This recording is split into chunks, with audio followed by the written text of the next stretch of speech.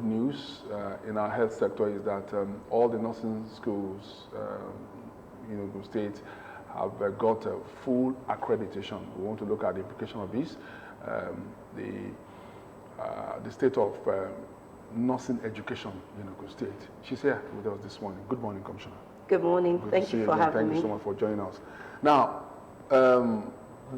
nursing schools in Ogun State got full accreditation last week. People are asking implications of that.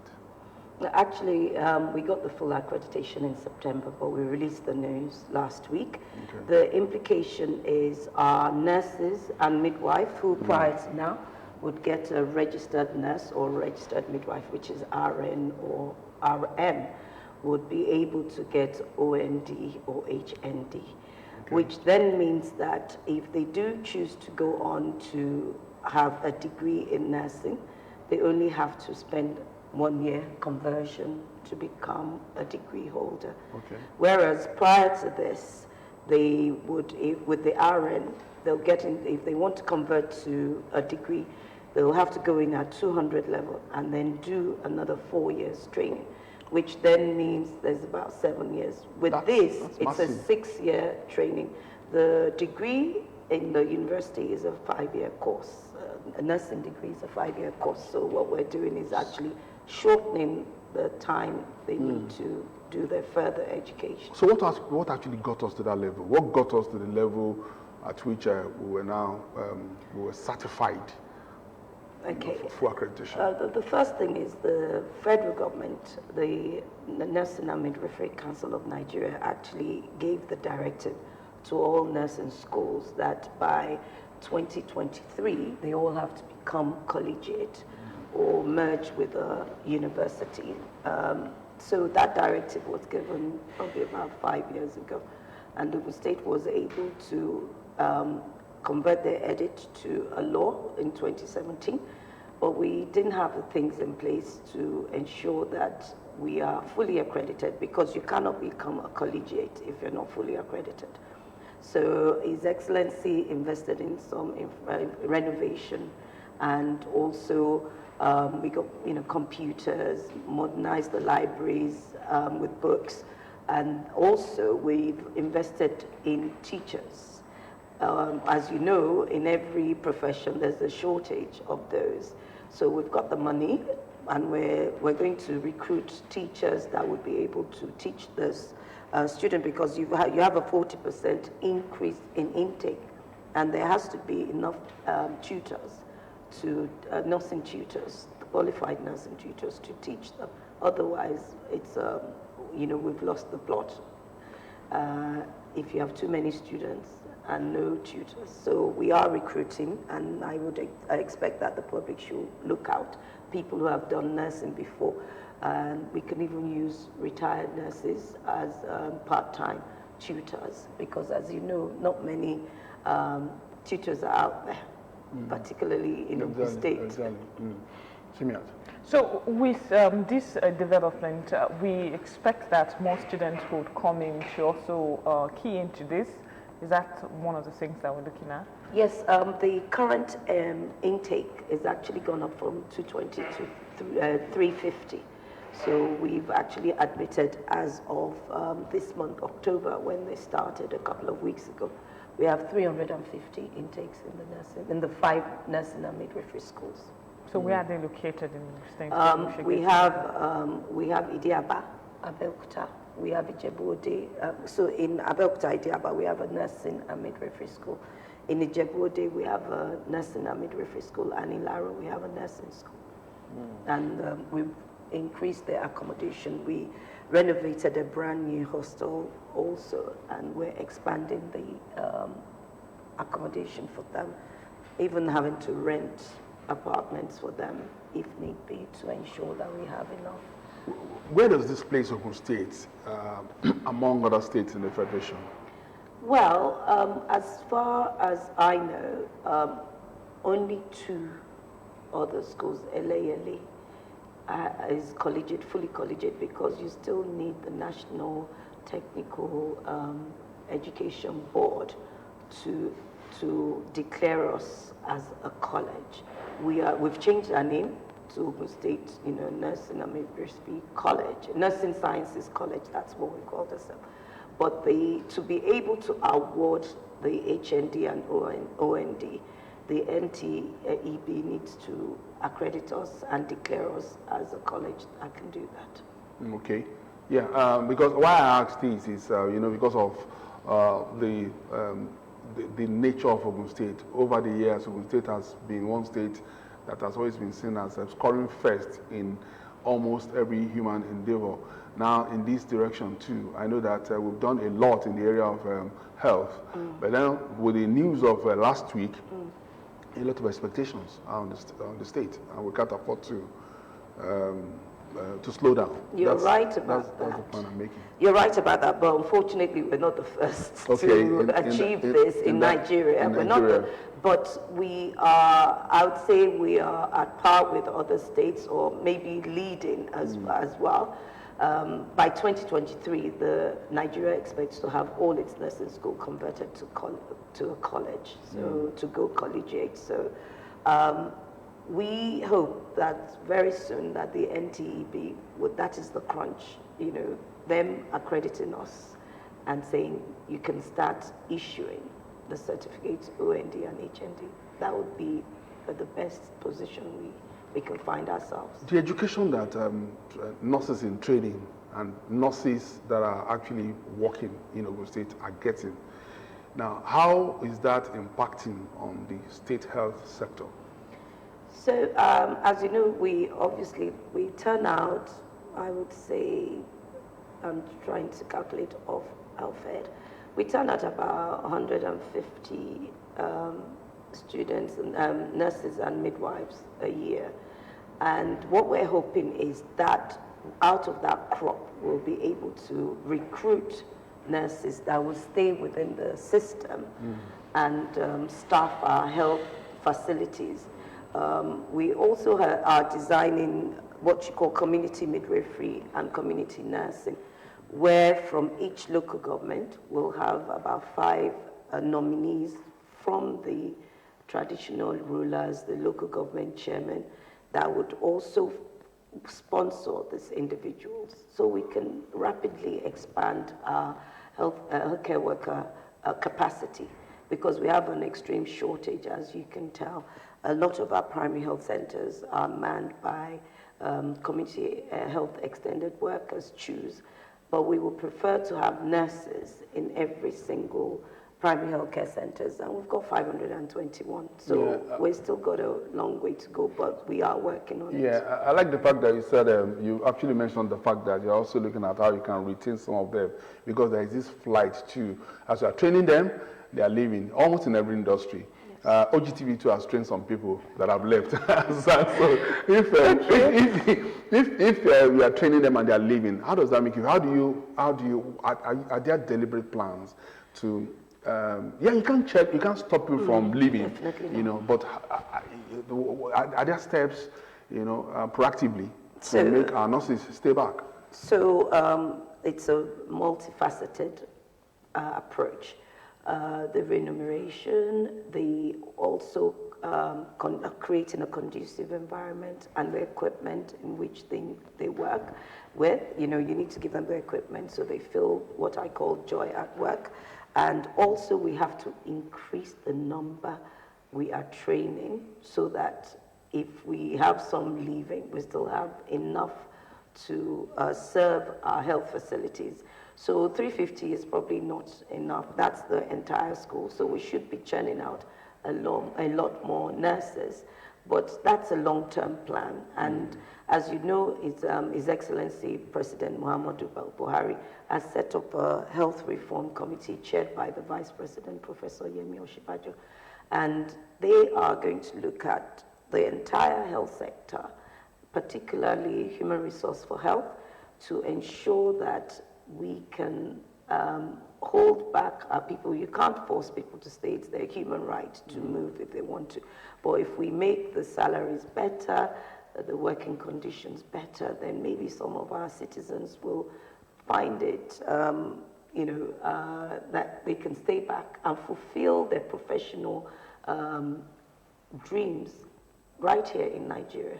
Okay, one of the things you mentioned as part of the reasons that the upgrade has been delayed over the years is because of the upgrade that, the need for infrastructures to be in place just so the upgrade will be complete.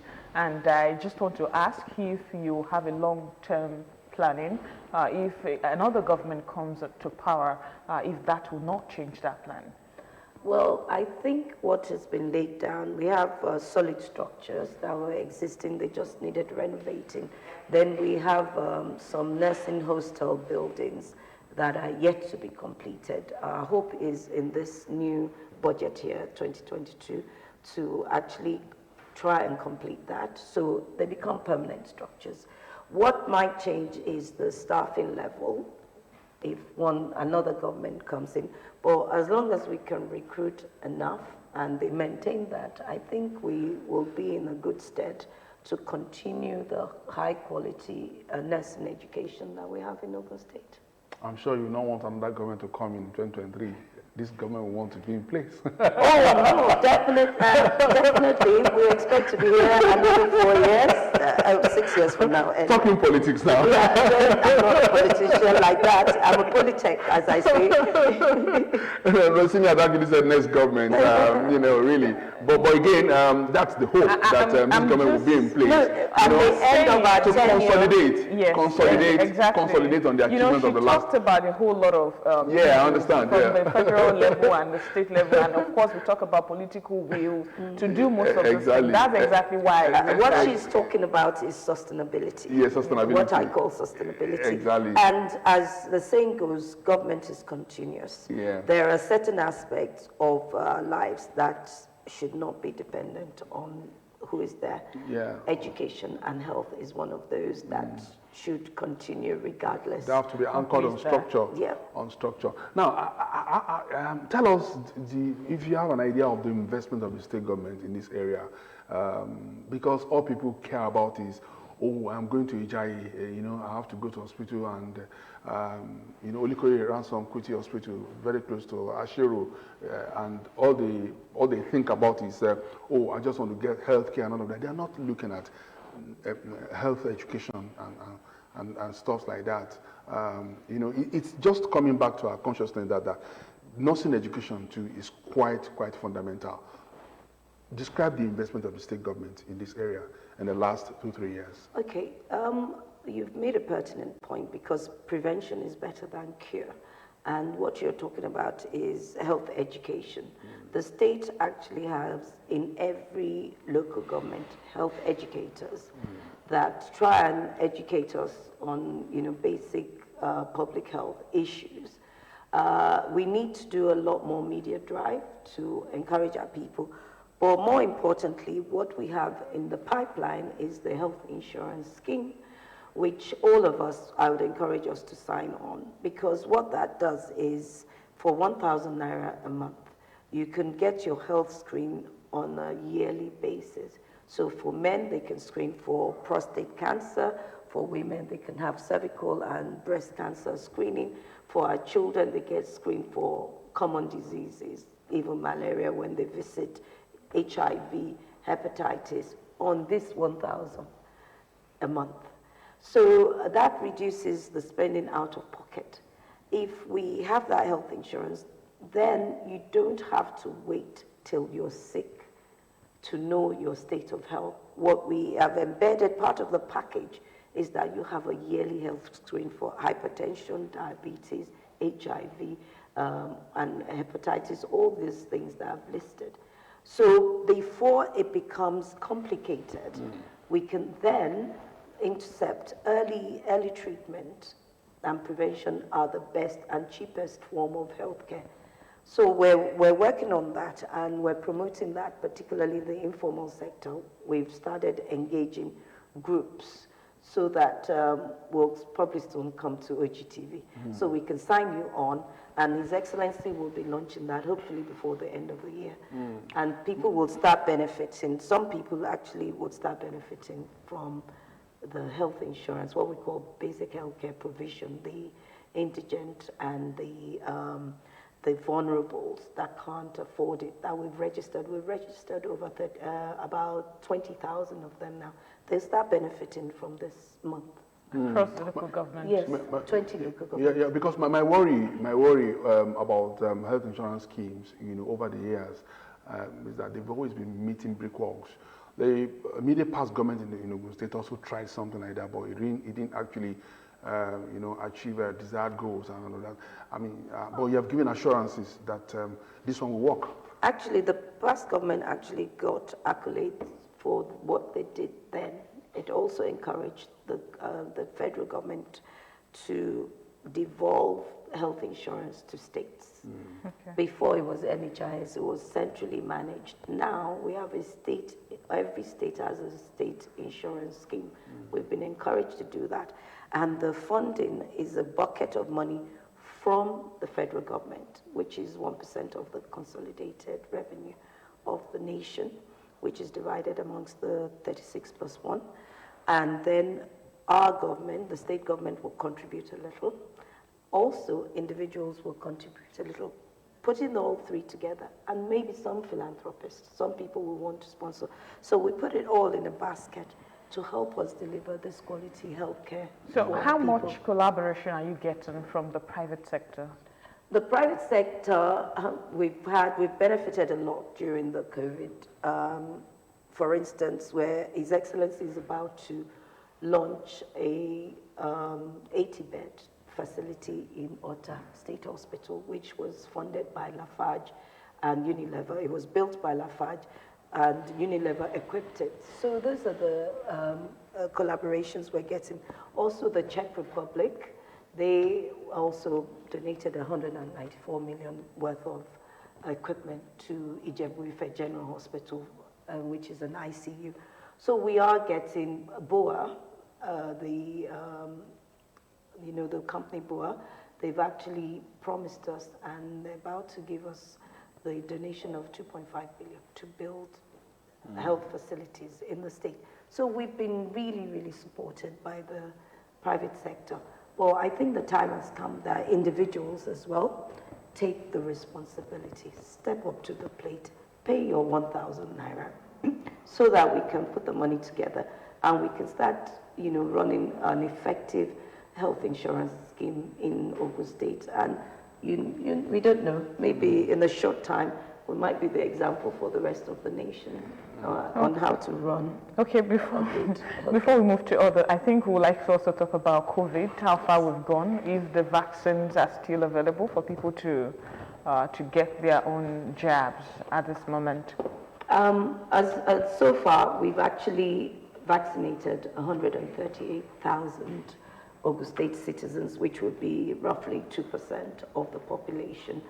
And we continue to vaccinate. At the moment, we've exhausted our AstraZeneca vaccinations. We still have Moderna. We continue to give people their first and the second dose. In the next sort of couple of weeks, probably next week, we're going to have another consignment, another batch of vaccines delivered to us. Our goal in Ogun State is by Christmas that we should have vaccinated about 2 million. To achieve that, we are going to have a mass vaccination campaign which will be launched next week with the National Primary Healthcare Development Agency. They'll be coming into town because they're the sponsor of the vaccination program. And we will have 422 fixed posts. So any primary health center, all our secondary facilities, all our tertiary facilities, including the private ones like Babcock, will be giving vaccinations. You can walk into them. We've also recruited 22 private clinics. For those that prefer to go to the private clinics, we've recruited 22 private clinics. They're going through their training today.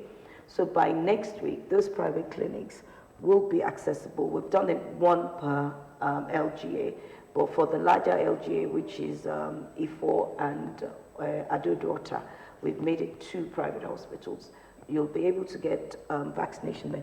Then we're going to run 25 mass vaccination sites, which means we're going to have huge canopies in each local government. and you can walk in off the street and be vaccinated. There will be entertainment to attract people to ensure they come out and get vaccinated. Apart from that, we're also going to have roaming vaccinators, about 100 of them. So you said entertainment. Are we not going to get incentives? Because there are a whole lot of Nigerians who will have been vaccinated before, but because we are entertaining them, they also want to come in and get vaccinated again. Is there anything wrong in getting vaccinated over and over again? I think for now in Nigeria, it's just 2 doses that we're running. Okay. I know there are other climes that they're running booster doses because they're coming into the winter months. Okay. And in the winter months, when it's cold, there's an increased risk of the flu and COVID. So particularly for the elderly citizens, they're doing the booster doses. But in Nigeria, we haven't covered, as I said, we've only covered 2%. We need to cover 70%. So rather than using the vaccine on the same set of people, we'd rather cover more people in the first instance. When we've reached our target, then we'll revisit the people we've already vaccinated. You mentioned the private facilities the other time. Will it still be free of charge? With the private facilities, we're negotiating that they charge minimally. All they're allowed to charge is their card fee. It's going to be, the vaccine itself is going to be free. Okay.